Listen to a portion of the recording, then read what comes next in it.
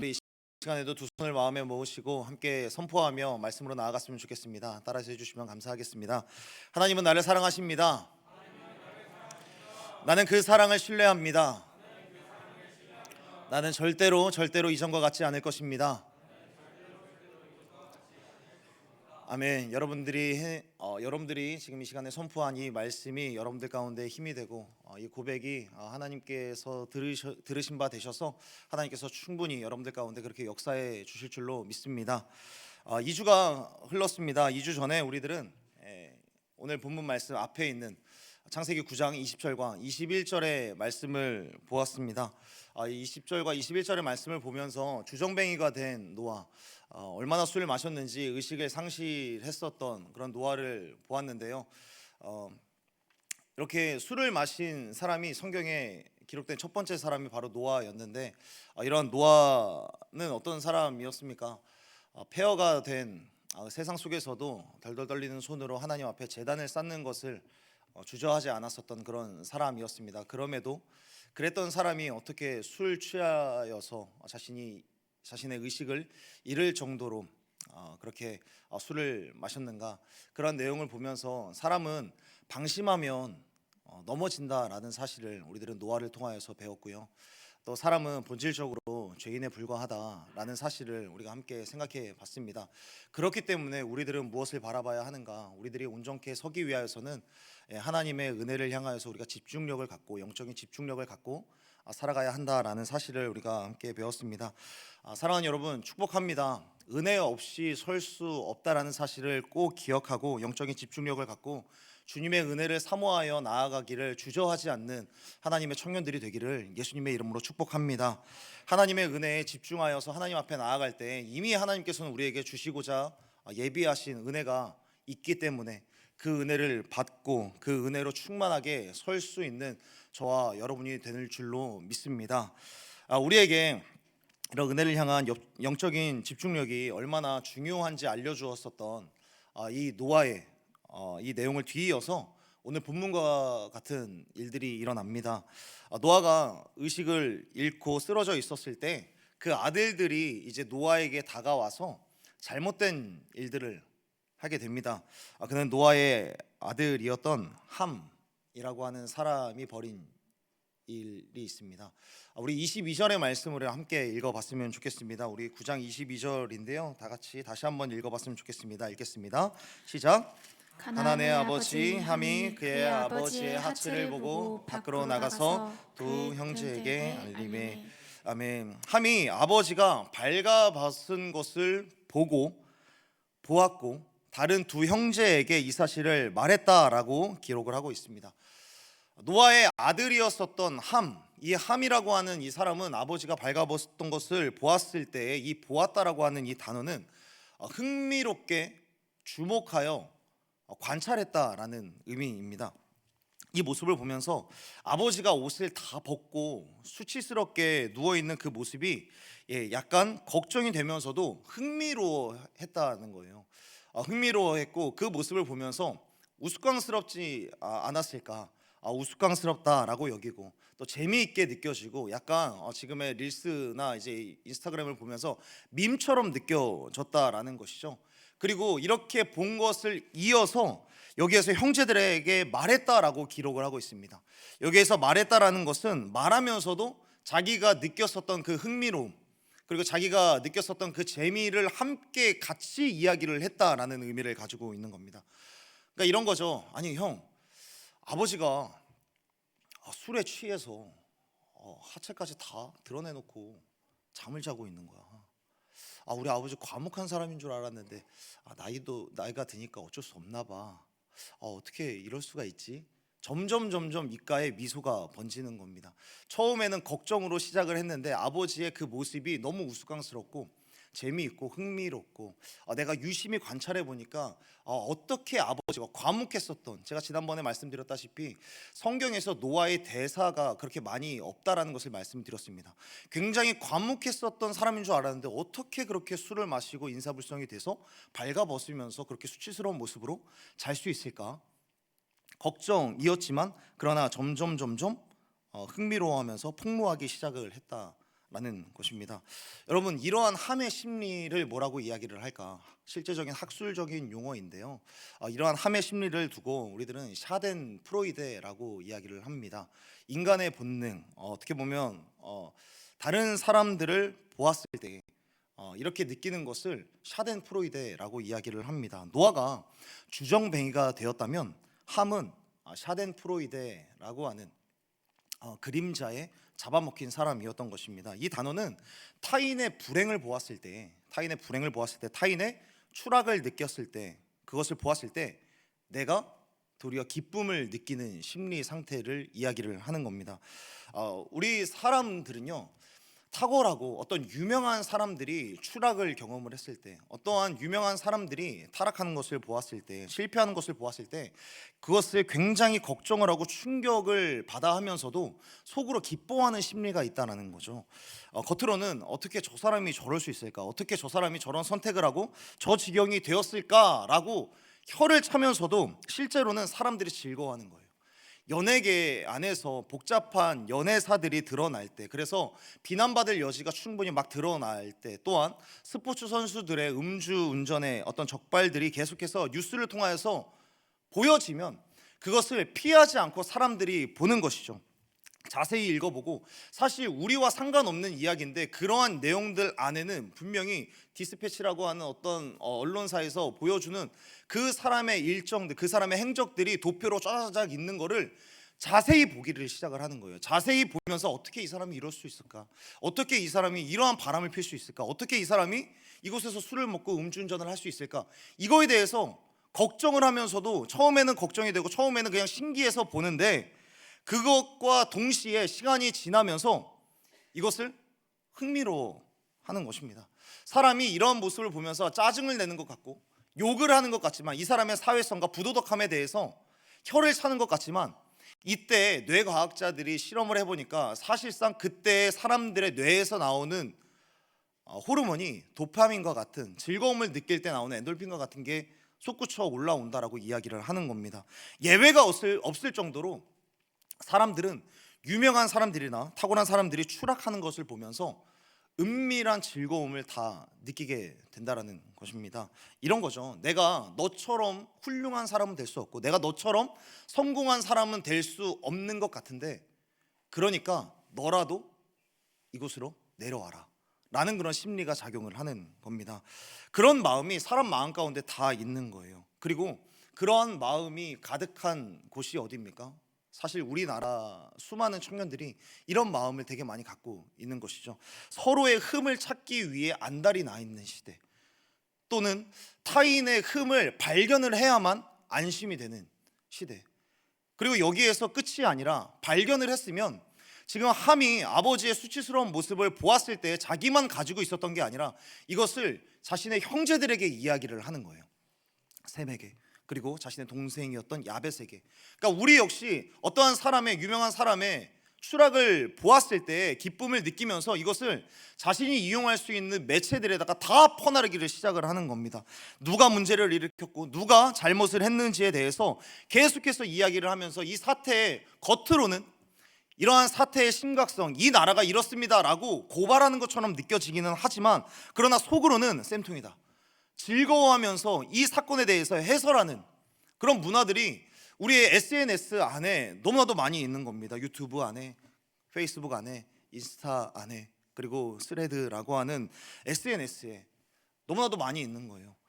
이런 모습을 보면서 개인적으로 참 괴롭지만, 훨씬 더 괴로운 것은 뭐냐면, 더 큰 문제는 제 안에도, 저의 안에도, 제 내면에도 함의 이런 샤덴프로이데 같은 심리가 보여질 때 더 괴로운 겁니다. 다른 사람의 문제를 발견하고 그것에 대하여서 또 다른 사람들에게 이야기를 하려고 하고, 그것에 대하여서 충고하려고 하는 그런 마음이 제 마음 가운데 드러날 때 저는 또 괴로워지는 것 같습니다.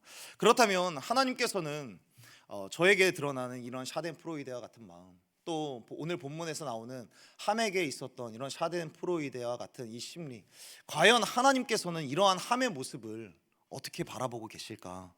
함이 아버지를 보면서 아버지의 실패와 아버지의 추락, 그리고 아버지의 이런 수치스러운 모습을 보면서 약간 즐거워하고 형제들에게 재미있게 이야기하는 것을 보면서 하나님은 어떠한 마음을 가지셨는가? 하나님은 함의 그러한 태도를 전혀 즐거워하지 않으셨고요, 전혀 기뻐하지 않으셨고 오히려 굉장히 싫어하셨던 것을 노아를 통하여서 하나님께서 선고를 하시는 겁니다. 하나님은 노아를 통하여서 이 이후에 노아가 술에서 이제 깨어서 이 이야기에 대해서 듣고 노아를 통하여서 함에게 이런 이야기를 하는 겁니다. 그의 자손과 그리고 자손과 자손에게 저주를 받게 될 것을, 종이 될 것을 선고를 하시는 장면이 이어지게 되는 겁니다. 우리 25절의 말씀을 함께 읽어봤으면 좋겠습니다. 25절의 말씀 함께 읽겠습니다. 시작.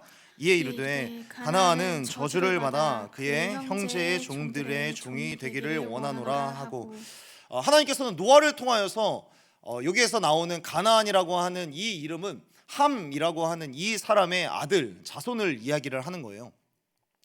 노아를 통하여서 이 함의 가계에 저주가 흐를 것이다 라고 하나님께서 선포를 하시는 거예요. 만약에 이러한 선포가 노아가 그냥 개인적으로 화가 나서 자신의 아들이 아버지인 자신의 그런 수치스러운 모습을 떠벌렸다라고 해서 그냥 감정적으로 격분해서 이야기를 한 것이라면 이러한 내용은 성취가 되지 않았을 겁니다. 그런데 이 내용이 그대로 성취가 되는 것을 보면 이것은 노아를 통하여서 하나님께서 선포하신 것과 다름없다라는 겁니다. 여기에서 가나안이라고 하는 이름 우리들이 많이 들어보지 않았습니까? 함의 자손이기는 한데 우리들이 알고 있는 그 가나안 족속의 조상이 맞습니다. 여기에서 이 예언은 훗날 실제가 되어서 다른 형제들의 자손이었던, 그러니까 이 가나안의 자손들이 가나안 지역에 살고 있다라고 했을 때 그곳에 누가 옵니까? 이스라엘이 들어오지 않습니까? 그리고 그 이스라엘의 조상이 누구입니까? 아브라함이죠. 아브라함의 조상이 바로 셈이 되는 거예요. 그래서 이 말씀이 정말로 실제로 이루어지는 역사가 되는 것이죠. 가나안 민족은 실제로 전부 죽게 되고 점령당하는 안타까운 역사를 경험하게 되는 것이죠. 그럼에도 여러분 이 말씀을 보면서 조금은 조금은 제 안에서 좀 불편한 마음이 드는 거가 한 가지가 있는데 뭐냐면 함이 잘못한 게 맞죠. 함이 실수한 건 맞는데 아버지의 수치스러운 모습을 보면서 재미있어 했고 거기에 대해서 험담을 하고 뒷담화를 했던 거는 분명히 잘못한 건 맞는데, 그런데 그의 죄로 인하여서 그의 후손의 후손까지 또 그리고 그 후손의 후손까지 그 가게에 영원히 이러한 저주가 흐르는 건 조금 너무 심한 징계가 아닐까라는 생각이 제 안에 드는 겁니다. 어쩌면 이런 생각을 한다는 거는 저 역시도 이런 함의 모습과 별반 다를 게 없기 때문에 저도 이러한 불안한 마음과 불편한 게 있는 게 아닐까 생각을 해보는 건데요. 그럼에도 하나님은 왜 함에 어떻게 보면 사실 그 대에서 끊어도 될 저주인데 왜 하나님께서는 함의 이러한 잘못을 그의 후손의 후손까지 저주를 받게 하셨는가? 왜 하나님께서는 이런 저주를 성취하셨는가? 왜 그럴 것일까? 왜 그런 것일까? 여러분, 지금 하나님께서 노아와 그리고 노아의 아들들 셈, 함, 야벳이라고 하는 이 사람들을 그냥 아무나 잡아온 게 아니라는 사실에 우리들은 주목할 수 있어야 됩니다. 여러분, 노아가 심판 대홍수 속에서 살아남은 그 사람이라는 것을 우리들은 다 기억하고 있는데 여기에서 노아 한 사람에만 집중을 해서는 안 되는 거예요. 노아뿐만 아니라 노아의 그 아들들 셈, 함, 야벳도 똑같이 그 대홍수를 건너온 사람이라는 사실을 꼭 기억해 본다면 하나님께서는 이 노아와 그의 아들들을 하나님 나라의 어떻게 보면 대표 선수이자 다시 한번 이 세상이 재창조되는 그 과정 속에서 어떻게 보면 하나님께서 지도자로서 이 사람들을, 이 가정을 세우셨다라는 것을 우리들은 생각해 봐야 한다는 겁니다. 홍수 이후에 세상을 재창조하는 과정, 그리고 하나님께서 노아에게 말씀하셨던 너로 인하여서 복이 흘러갈 거다, 너로 인하여서 복이 계속해서 퍼져나가서 다시 한번 재건이 될 거다라고 말씀하셨던 그 복이 노아 한 사람뿐만 아니라 그의 가정 전체에도 다 주셨던 그 복이라고 한다면 하나님께서 주시는 그 가이드라인은 너무 엄격할 수밖에 없는 것이 사실인 거예요. 그런 점에서 어떻게 보면 이 지도자의 잘못된 태도, 하나님 나라의 대표 선수이자 하나님의 사람들의 그런 모습은, 그러한 태도는 믿지 않는 사람의 태도와는 조금 조금 더 엄격한 그런 기준이 있어야 한다라는 것이죠. 그것이 왜 그런 걸까? 여러분, 군인들이, 특히나 포병들이 포를 쏘게 될 때 처음에 포를 발사를 할 때 이 포에서 작은 각도가 차이가 나면 도착지에서 굉장히 큰 오차를 내기 마련입니다. 사격을 해도 내가 굉장히 한 1mm만 오차가 나도 100m, 200m, 300m에서는 그냥 탄착점에 굉장히 큰 오차를 내기 마련인 것이죠. 그러니까 하나님 나라의 대표 선수이자 하나님 나라에 새롭게 재창조되는 이 과정 속에서의 지도자가 처음부터 이렇게 잘못된 태도를 가지고 살아간다면 시간이 흐르고 흐르면 흐를수록 그 오차는 계속해서 벌어질 것을 하나님께서는 너무나도 잘 아셨기 때문에 그 시작점에서부터 이 사람의 잘못을 통하여서 그 가게까지 어떻게 보면은 너무 과한 처사가 아닐까 생각을 해보겠지만, 그러나 하나님 나라의 지도자들은 이러한 큰 영향력을 가진 사람이라는 것을 생각해 보면 어떻게 보면 이것은 마땅한 하나님의 징계이자 저주인 것입니다. 여러분, 사실 우리의 인생에 그런 작은 차이가 결국에는 큰 문제를 만들어내는 것이 제가 방금 전에 설명드렸던 군인들의 포뿐만이 아니라 우리의 육체도 마찬가지인 거예요. 여러분, 축복과 저주를 가르는 중요한 척도는 뭐냐면 함을 통해서 볼 수 있는 거예요. 영적으로 아주 사소한 태도가 그 사람의 일생과 하나님으로부터의 운명을 좌우하게 된다라는 것이죠. 여러분, 성경에서 함의 잘못들을 기록해 놓은 게 사실 이거 한 구절이거든요. 그런데 성경에서 일반적으로 그 사람이 가지고 있는 성품, 그 성품과 태도와 그 사람이 어떤 사람이다라는 것을 구체적으로 여러 가지를 기술하거나 여러 가지를 나열하지 않아요. 성경은 일반적으로 그 사람이 가지고 있는 성품과 태도를 이러한 일련의 한 사건을 통하여서 이 사람이 이런 사람이다 라고 말씀하시는 경우들이 굉장히 많이 있는 것이죠. 그러니까 그는 어쩌면 함은 아버지의 그 수치를 보고 재미있게 이야기를 했었던 것이 이번 한 번뿐만이 아니라 그는 어쩌면 그런 태도를 넘어서 그런 습관을 가지고 있었던 사람일지 모른다라는 겁니다. 자꾸 다른 사람들의 부족함을 들추어내고 그것을 들추어내는 것으로 멈추는 것이 아니라 그것에 대해서 재밌어하면서 다른 사람들에게 이야기를 하는 그런 태도가 사실은 이 한 사건에 드러난 함의 모습이었다라는 것이죠. 사랑하는 여러분, 우리 인생은 어떻습니까? 여러분들에게는 어떤 태도가 습관이 있습니까? 여러분들에게는 어떤 잘못된 태도가 혹시 없으십니까? 함과 같이 다른 사람의 부족함을 자꾸 들추어내고 그 들추어낸 것을 재밌어하고 그것을 다른 사람들에게 계속해서 폭로하는 혹시나 그런 태도가 있지 않습니까? 그것 외에도 여러분들에게는 혹시나 잘못된 태도, 다른 사람들에게 늘 지적받는 잘못된 태도가 혹시 없으십니까? 나중에는 괜찮겠지, 이 정도는 괜찮겠지 라고 이야기는 하지만 여러분, 나중에는 괜찮겠지 라고 이야기를 하는 사람 중에 진짜 나중에 고치는 사람을 제가 본 적이 없는 것 같아요. 그러니까 나중에는 괜찮겠지 라고 이야기를 하는 사람들은 오히려 나중에 자신의 이런 성품과 이런 태도를 합리화시키는 일들이 너무나도 많이 있는 거예요. 사랑하는 여러분, 20대의 시절을 지나면서 정말 가치 있는 일을 한 가지 꼽자면 이런 겁니다. 사소하고 연약하고 나의 일상에서 정말 별 볼 일 없는 것일지라도 그러한 태도 중에 내가 잘못되고 그릇된 태도가 있다면, 그런 습관이 있다면 그것을 교정하는 것이 20대를 지나면서 정말 가치 있는 일이 될 것인 줄로 믿습니다. 여러분, 20대를 지나면서 잘못되고 그릇된 태도와 습관이 있다면 그것을 하나님 안에서 반드시 고쳐나가는 저와 여러분이 되었으면 좋겠습니다.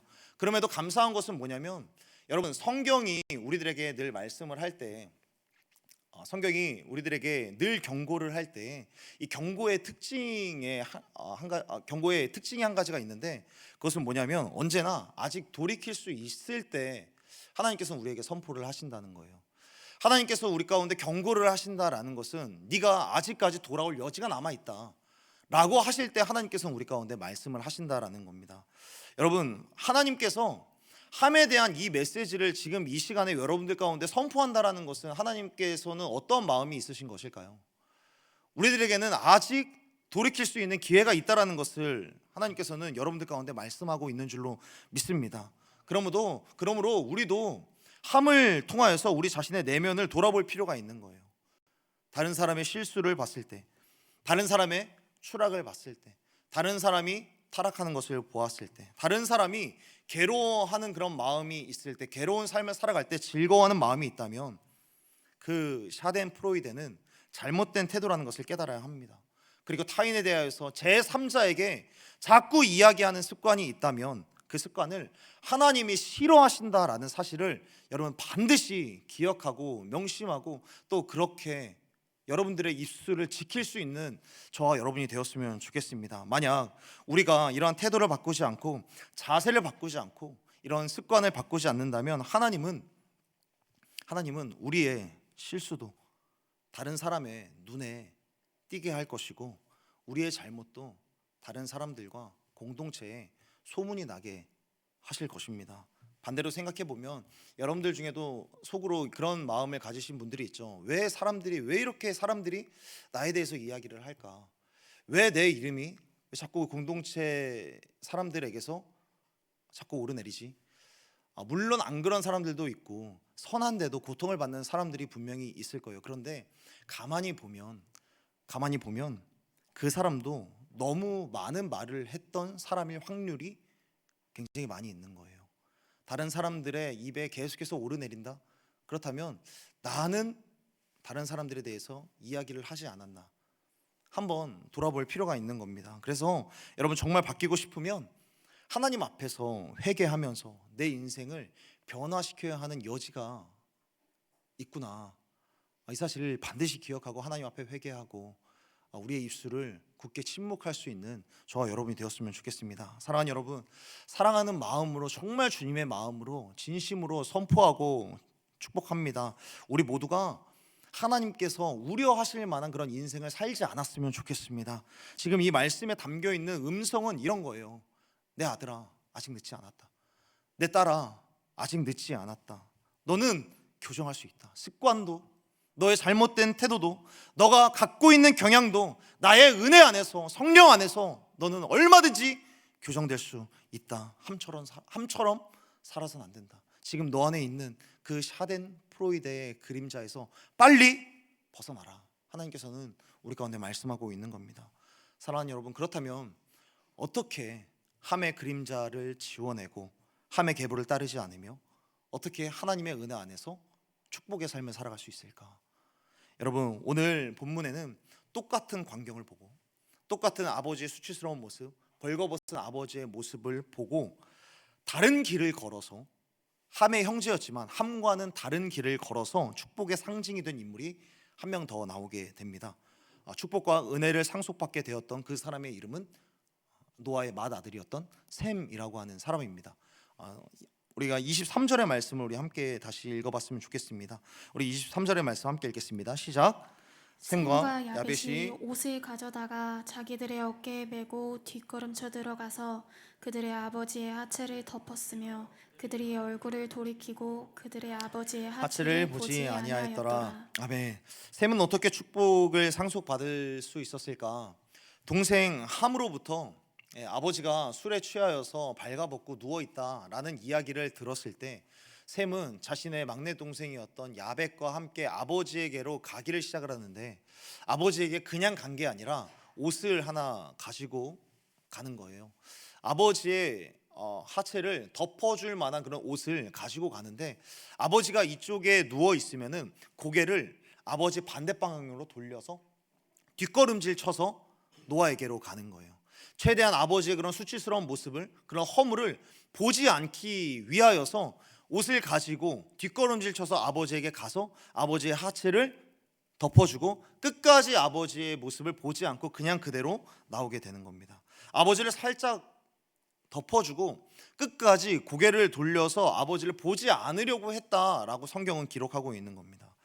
여러분, 셈은 아까 전에 함의 이러한 한 사건을 통해서 함이 어떤 사람인지를 알려준 것과 마찬가지로 셈 역시 마찬가지인 거예요. 셈도 이러한 모습, 이러한 광경을 통하여서 셈이 어떤 사람인지를 보여주는 건데, 셈은 아버지를 향한 사력있고 따뜻하고 선한 태도를 가졌었던 사람이었던 겁니다. 여러분, 셈은 이러한 태도 때문에, 사력 있고 배려 있고 따뜻하고 이러한 선한 태도 때문에 하나님으로부터 큰 복을 상속받게 되었던 겁니다. 그리고 함을 통해서 봤듯이 이런 일련의 사건을 통하여서 그의 태도와 성품, 그의 습관 자체가 이런 사람이었다는 것을 우리들은 알 수 있게 되는 것이죠. 여러분, 사소한 태도가 잘못되고 이러한 잘못된 태도가 습관이 되고 인격이 되면 함과 같이 저주를 불러올 수 있듯이, 그러나 이러한 사소한 태도를, 잘못된 사소한 태도를 교정하고 하나님이 원하시는 마음을 선택하고 그렇게 습관이 바뀌고 인격이 바뀌면 여러분, 하나님으로부터 큰 축복을 받을 수 있다라는 사실을 꼭 기억하고 믿는 저와 여러분이 되기를 예수님의 이름으로 축복합니다. 셈이 누린 축복은 그렇다면 무엇일까? 가나안과는 다르게 하나님의 언약의 백성으로 자자손손 하나님께 쓰임받는 그런 복을 받게 되는 것이죠. 아까 전에 말씀드렸다시피 셈의 자손 중에 누가 나오는 겁니까? 아브라함이라고 하는 믿음의 조상으로 쓰임받는 사람이 나오는 거예요.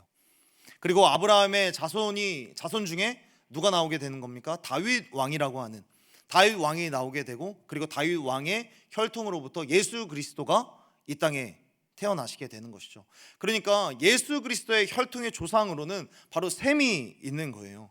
하나님께서는 셈에 대하여서 말씀하시기를 덧붙여서 이렇게 축복을 합니다. 셈의 장막에 거하는 사람들과 셈과 함께 형을 도우러 온 이 야벳까지도 함께 복을 받게 되고 야벳까지도 창대하게 되는 그런 복을 받아 누리게 되었다라고 성경은 기록하고 있습니다. 셈의 장막 안에 거하는 것만으로도 축복을 받게 되는 것이죠.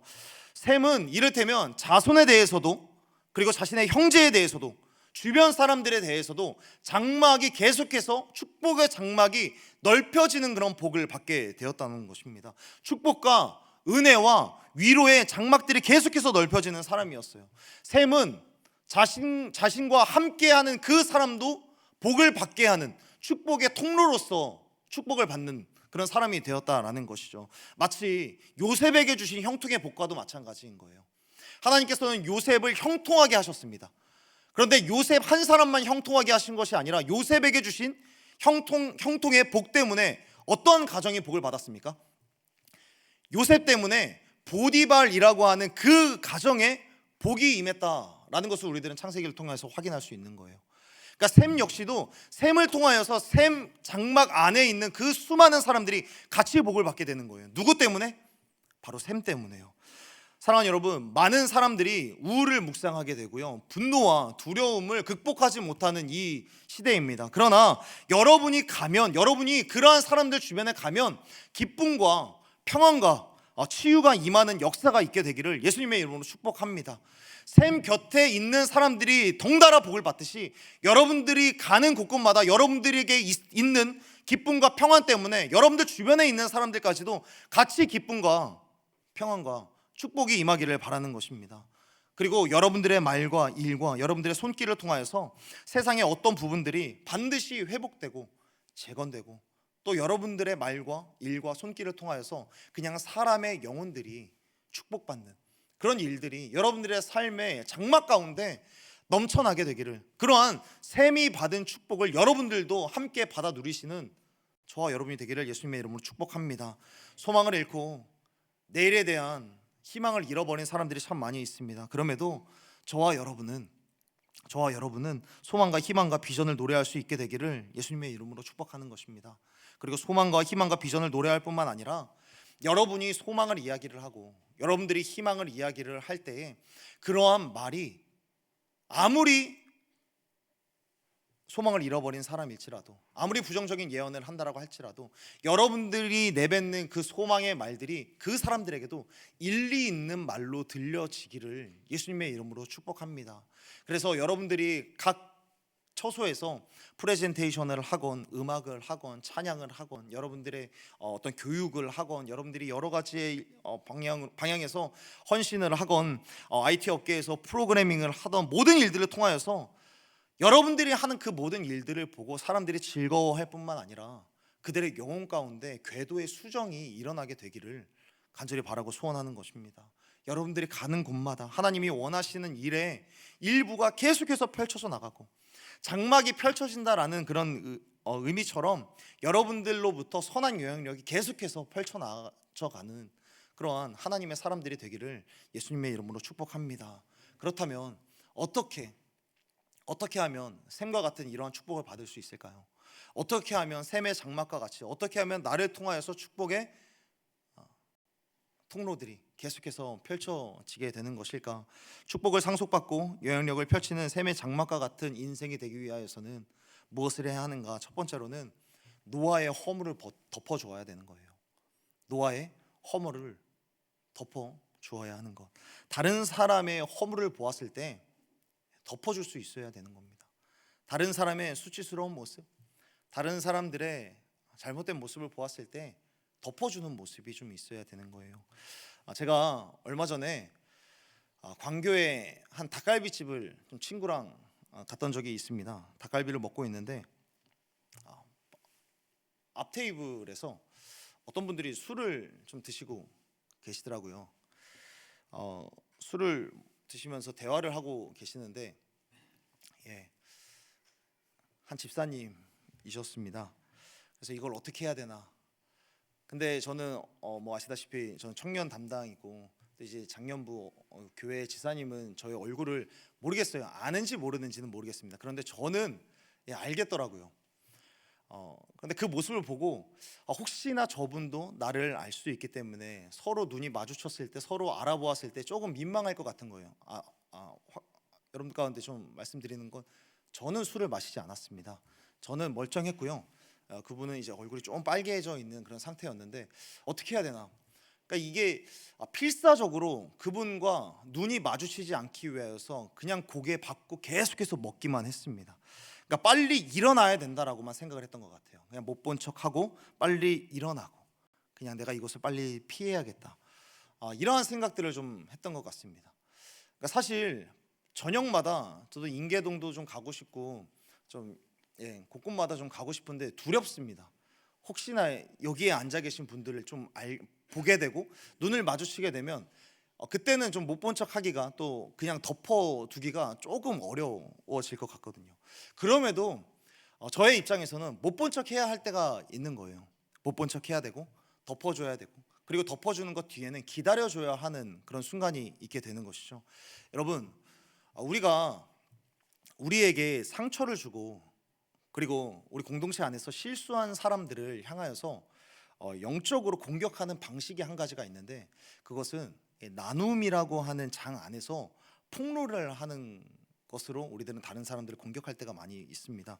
우리가 상처를 입으면 나의 가까운 사람들에게 나의 아픔을 나누고 싶어 합니다. 특별히 내가 가정 안에서 겪는 어려움들, 전에 있었던 리더십에 대한 이야기들, 그리고 전에 있었던 리더 셀 원들에 대한 이야기들을 함께 하면서 아니면 전 남자친구라든지 전 여자친구에 대한 이야기들을 나와 친한 사람들에게 이야기를 함으로써 내가 너무 힘드니까 내가 이러한 상처를 겪었고 내가 이런 어려운 시간들을 보내고 있다라는 것에 대해서 이 사람에 대하여서 나에게 상처 주었던 사람들에 대해서 이야기를 하는 것, 이 이야기를 하는 거에 대해서 하나님도 충분히 이해하실 거야 라는 그런 생각을 하고 나눔을 하게 됩니다.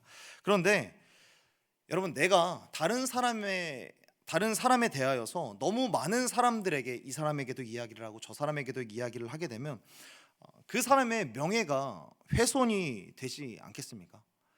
여러분, 내가 나눔이라는 것을 하는 이유가 무엇입니까? 나눔이라는 건 사실 위로와 공감, 지지를 바라는 건데 실제로는 우리의 대화 속에서 뭐가 튀어나오냐면 내가 이 대화를 통하여서 이 사람에 대해서 이야기를 할 때 이 사람을 미워하고 증오하고 이 사람을 향한 분노도 함께 선포가 되는 것이죠. 그리고 이 이야기를 듣는 사람들은 굉장히 괴롭게 되는 거예요. 행복학을 연구하는 크리스천 심리학자이자 서울대 교수인 최인철 교수님이라고 하는 분이 이런 이야기를 하세요. 인간이 가장 빨리 전염시키는 것은 코로나와 같은 질병이 아니라 사람의 정서이다. 정서를 가장 빨리 전염시킨다라고 이야기를 합니다. 어떤 사람이 행복을 전염시킬 수도 있고 어떤 사람이 분노를 전염시킬 수도 있다라고 이야기를 하는 거예요. 그렇다면 나는 무엇을 전염시키는 사람인가? 스스로 돌아볼 필요가 있는 거예요. 여러분 기억하십시오. 악한 방법을 통하여서 이렇게 폭로하는 방법을 통하여서 선한 결과를 얻는 것, 내 마음이 시원해진다라거나, 그리고 내가 이 이야기를 통하여서 이 사람이 내가 욕한 그 사람을 미워하게 되는 그런 결과를 맞이하는 것은 결단코 하나님의 방식이 아니라는 거예요. 과정이 잘못되면요, 결과도 반드시 틀어지기 마련이고, 길을 잘못 들면 목적지를 향하여서 가는데도 돌아가게 되는 것입니다. 셈과 그리고 야벳이 아버지 하체를 덮어준 사건에 대하여서 노아가 셈에 대하여서 축복하면서 가장 처음 말했던 것은 무엇이냐면, 셈의 하나님 여호와를 찬송하리로다 라는 구절이에요. 셈의 하나님 여호와를 찬송하리로다. 여러분, 이 말은 셈의 행동, 셈의 마음 속에서 하나님의 마음과 하나님의 일하심이 드러난다라는 의미를 가지고 있어요. 이 사람을 보니까 하나님이 높임 받아야겠구나. 이 사람의 마음 속에서 하나님의 마음이 느껴지니까 내가 이 사람을 보고서 하나님을 찬양하지 않을 수가 없구나라는 게 느껴지는 그런 복을 받게 되었다라고 이야기를 하는 거예요. 그러니까 지금 셈이 아버지 노아의 허물을 덮어주었던 것, 그것은 어쩌면 하나님이 가장 하시고 싶으셨던 일이었던 거예요. 셈이 노아의 실수를 덮어주었을 때 그것은 그냥 단순히 셈이 자신의 아버지를 덮어준 것이 아니라 하나님이 하고 싶으셨던 일. 셈이 노아의 실수를 못 본 척했을 때 그것은 사실은 하나님께서 그의 실수에 대해서 눈을 감아주시는 은혜를 불러 일으키는 것이었다는 거예요. 이러한 셈의 모습에서 하나님의 성품이 드러나니까 이러한 셈을 통하여서 하나님을 찬송하지 않을 수 없었던 그런 복들, 그러니까 셈에게서는 앞으로의 평생에 이러한 복을 받게 될 것이다 라고 이야기를 하는 겁니다. 여러분, 하나님은 우리의 모든 행동과 마음 깊은 곳까지 다 감찰하시는 하나님이십니다. 나만 알고 있다라고 하는 죄라고 할지라도 하나님은 모든 걸 알고 계신다는 것을 여러분들은 다 알고 있을 것입니다. 그런데 만약에 우리들만 알고 있는 허물과 죄들, 그러한 죄들을 하나님께서 이 스크린을 통하여서 모든 사람들에게 다 공개해 버리신다면 여러분들 중에 이 자리에 앉아서 예배할 수 있는 사람이 어디 있겠습니까? 그런데 하나님은 우리들만 알고 있는 죄에 대하여서 그렇게 하지 않으시는 거예요. 셈이 아버지의 허물을 덮어주었던 것처럼 하나님도 우리의 죄들을 모든 사람들에게 공개적으로 사람들에게 핀잔을 주고 사람들에게 창피를 당하게끔 하시는 것이 아니라 그것들을 덮어주시는 하나님이시라는 것이죠. 하나님은 다른 사람들이 모르도록 우리들만 알고 있는 그 은밀한 죄들을 하나님께서 하나하나 덮어주시기를 시작을 하는 거예요. 셈이 노아의 허물을 덮어주었듯이 하나님은 우리의 허물을 덮어주시는 것이고, 예수 그리스도의 보혈로 우리의 죄를 덮어주시듯이 그리고 우리도 그렇게 다른 이들의 허물을 덮어주기를 하나님께서는 너무나도 원하고 계신다라는 것입니다. 그렇기 때문에 사랑하는 여러분, 우리들이 어떤 말이나 어떤 행동을 할 때 반드시 한 번씩 고민해 봤으면 좋겠습니다. 예수님이라면 지금 이 상황에서 어떻게 하실까? 예수님이라면 어떻게 말하실까? 예수님이라면 이 사건에 대하여서 지금 이러한 태도를 가지고 있는 저 사람을 향하여서 예수님이라면 어떻게 저 사람을 대하실까? 우리가 누군가의 허물을 덮을 때 주님의 선하심과 주님의 은혜가 드러나게 되는 것입니다. 그리고 우리가 이렇게 주님의 은혜가 드러남으로 인하여서 우리를 보는 수많은 다른 사람들이 우리를 통하여서 우리의 하나님을 찬송하는 일이 일어나게 된다라는 것입니다. 사랑하는 여러분, 축복합니다. 여러분의 말과 정서와 여러분의 행동을 통하여서 예수님의 사랑과 예수님의 십자가와 그 은혜가 드러나게 되기를 예수님의 이름으로 축복합니다. 그렇게 여러분이 살아간다면 여러분의 인생 가운데 셈이 누렸던 거룩한 영향력과 선한 축복의 계승이라는 그 축복 역시 여러분에게 임할 줄로 믿습니다. 첫 번째로는 이런 노아의 허물을 덮어주는 것이고요. 또 두 번째, 셈과 같은 인생을 사는 축복을 상속받는 그런 두 번째 비결은 무엇이냐면, 두 번째로는 굳이 함과 싸우지 말라는 것입니다. 굳이 함과 싸우지 말아라. 말씀을 보면서, 오늘 본문의 내용을 보면서 셈과 야벳이라고 하는 이 두 형제를 보면서 정말 아름다운 게 뭐냐면, 셈이 형으로서 함을 야단칠 수도 있지 않았을까 생각을 해보는 것이죠. 제가 셈이었다면 어떻게 했을까? 아버지의 이런 수치스러운 모습들을 이야기를 하는 내 동생 함, 이 모습을 보면 물론 저는 샘처럼 일단은 아버지의 허물을 덮어주긴 했을 것 같은데, 그리고 나서 덮어주고 나오자마자 어떻게 했을까? 야, 너 일로 와봐. 야, 네 손이 없냐 발이 없냐? 야, 그거 그렇게 얘기하는 거 즐거워? 좋아? 재밌어? 네가 덮어줄 수 있잖아. 그 뭘 그렇게 다른 사람한테 희덕거리면서 얘기를 해? 함한테 그렇게 이야기를 할 수 있지 않을까 생각을 해보는 거예요. 그날 여러분, 셈이 덮어준 사람은 사실 노아 한 사람이 아니라 함의 이러한 잘못까지도 같이 덮어주었던 것을 우리들은 생각해 볼 수 있는 거예요. 여러분, 우리 주변에 분노와 정죄와 그리고 판단을 하는 사람들이 있어요. 그런데 이러한 판단을 하고 자신의 다른 사람들의 부족함들을 들추고 함과 같은 그런 사람들을 보면 그런 사람들을 그냥 가만히 기다려줘야 할 때가 있다라는 것을 여러분들이 반드시 기억했으면 좋겠습니다. 우리들이 즐겨 부르는 찬양 중에 모든 상황 속에서라는 그런 찬양이 있죠. 모든 상황 속에서라는 그 찬양을 작곡한 김영민 목사님이라는 분이 계십니다. 그 김영민 목사님이라는 분은 이분은 만약에 아무리 친한 사람이라고 하더라도 어떤 모임 속에서 아무리 친한 사람이라고 할지라도 이 사람이 다른 사람에 대하여서 안 좋게 이야기를 하거나 험담을 하고 뒷담화를 이야기를 하고 안 좋은 방향으로 이야기를 하면 이분은 그냥 그 자리에서 일어난다고 해요. 그냥 일어나 버리면, 발딱 일어나 버리면 이 사람에게도 신뢰가 되니까 전화를 받는 척을 한다든지 아니면 화장실을 간다는 식으로 그 자리를 최대한 빨리 회피하려고 한다고 합니다.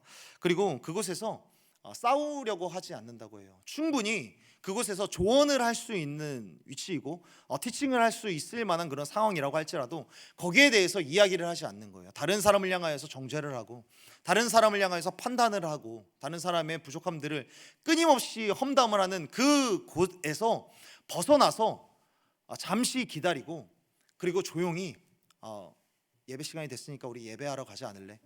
우리 찬양하러 가지 않을래? 조용히 그냥 그곳에서 예배의 자리로 초청을 하는 분이라고 이야기를 합니다. 여러분, 이런 게 하나님의 방법이 아닌가 좀 생각을 해보는 거예요. 분노와 정죄에 중독된 사람들을 보면은 너무 공감하지도 말고 지적하지도 말고 그냥 두는 겁니다. 그리고 다만 셈이 그렇게 했듯이 하나님의 사람이 어떻게 문제를 해결하는지를 손수 보여주는 게 굉장히 좋은 거예요. 셈은 함에게 뭐라고 이야기를 하지 않았고 그냥 손수 보여줬습니다. 다른 사람의 허물을 덮어주는 건 이렇게 하는 거야. 나도 끝까지 보지 않고 그냥 조용히 가서 덮어주면 되는 거야. 이렇게 셈처럼 하나님의 사람답게 훈련받은 그런 모습들을 보여주게 되는 것이죠. 그렇기 때문에 사랑하는 여러분, 하나님의 사람답게 말할 수 있는 여러분, 하나님의 사람답게 행동할 수 있는 여러분이 되었으면 좋겠고요. 하나님의 사람답게 그런 감정을 선택할 수 있었으면 좋겠고요. 하나님의 사람답게 그런 태도와 습관들을 훈련하는 것을 직접 보여줄 수 있는 저와 여러분이 되었으면 좋겠습니다. 그래서 저도 이 말씀을 묵상을 하면서 제 스스로 하나의 결단을 한 게 한 가지가 있는 거예요. 올 한 해 이 말씀을 보면서 조금 다짐을 한 게, 작년 한 해를 돌이켜 보면 저는 안 그래야지라고 생각을 했지만 자꾸 잘못된 모습들, 이 정도는 기본 아닌가라는 그런 가이드라인을 제가 정해놨는데 그 가이드라인이 자꾸 높아져서 여기에 맞춰서 여러분들에게 가이드를 한다고 하지만 이게 자꾸 잔소리가 된다라는 것을 어렴풋이 느끼게 된 거예요. 저도 어쩔 수 없이 한 살 한 살 먹어가면서 꼰대가 되어져 가는 것 같은 거예요. 그러면서도 사실 덕은 덕대로 쌓이지도 않고, 그렇다고 해서 여러분들이 바뀌는 모습들보다는 오히려 상처받는 모습을 보면서 내가 이런 모습을 오히려 내가 하나님의 사람답게 태도를 갖고 하나님의 사람다운 그런 습관을 내가 훈련하고 그런 모습을 보여주자, 그리고 이야기를 하는 것보다 정말 나의 행동으로 보여주자라는 그런 마음을 가져서 그냥 입 닫고 빵이나 먹어야겠다라는 그런 주제 아래에서 정제된 감정과 정제된 말들, 그리고 그러한 행동과 태도를 가져야겠다라는 그런 결단을 하게 됐습니다. 그래서 여러분, 이 자리를 빌어서 지금까지 저의 잔소리와 저의 이야기로 마음이 상하셨던 분들이 있다면 너그러운 마음으로 용서해 주시고 더 이상 여러분들 가운데 잔소리는 아마 하지 않을, 저도 확신은 못할 것 같아요. 확신은 못하겠는데 그래도 최대한 입 닫고 빵이나 먹는 그런 올 한 해를 보내보고자 하나님 앞에서 결단했습니다. 그렇기 때문에 사랑하는 여러분, 여러분들도 사랑과 용서의 길, 그런 샘의 장막을 선택하는 그런 하나님의 사람이 되면 좋겠다라는 그런 마음을 전해 봅니다. 말씀을 정리하겠습니다. 더 큰 영적인 충만으로 걸어가는 길은 무엇일까? 성령의 충만으로 나아가는 길은 무엇일까? 한번 생각해 보면 RT 켄달이라고 하는 목사님이 이러한 성령 충만의 길에 대하여서 용서의 관점으로 풀어가세요. 용서의 관점. 다른 사람의 실수를 덮어주고 죄를 지은 사람을 용서하기를 시작하십시오라고 이야기를 하는 거예요. 그러면서 다른 사람의 죄를 용서해주고 덮어주는 그런 일들을 행할 때에 그러면 성령께서 그 사람의 마음 가운데 임하십니다라고 이야기를 하시는 거예요. 다른 사람의 허물을 덮어줄 때, 용서를 할 때 성령의 충만함이 우리 가운데 임한다. 왜 그럴까? 왜 그럴까? 용서하고 덮어주고 축복하는 것이 성령 하나님의 일이기 때문입니다. 성령님이 할 만한 일을 하는 사람 곁에 늘 머무시기를 원하시는 것입니다. 다른 사람의 허물을 들추고 거기에 흥미를 느끼고 폭로하는 자들이 아닌 용서하고 덮어주고 축복하며 살아가는 하나님의 사람들이 되기를 예수님의 이름으로 축복합니다.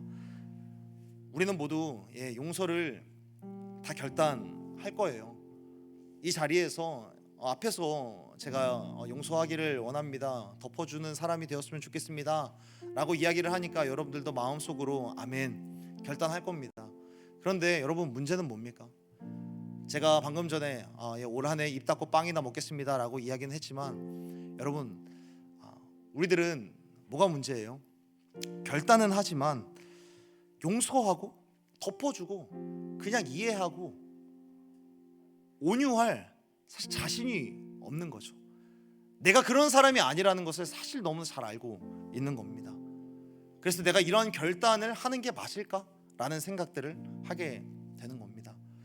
그런데 여러분, 예루살렘에 가면 예수님께서 그 골고다 언덕을 오르실 때, 십자가를 지고 골고다 언덕을 오르실 때에 그 언덕길에 14개의 포인트가 있다라고 해요.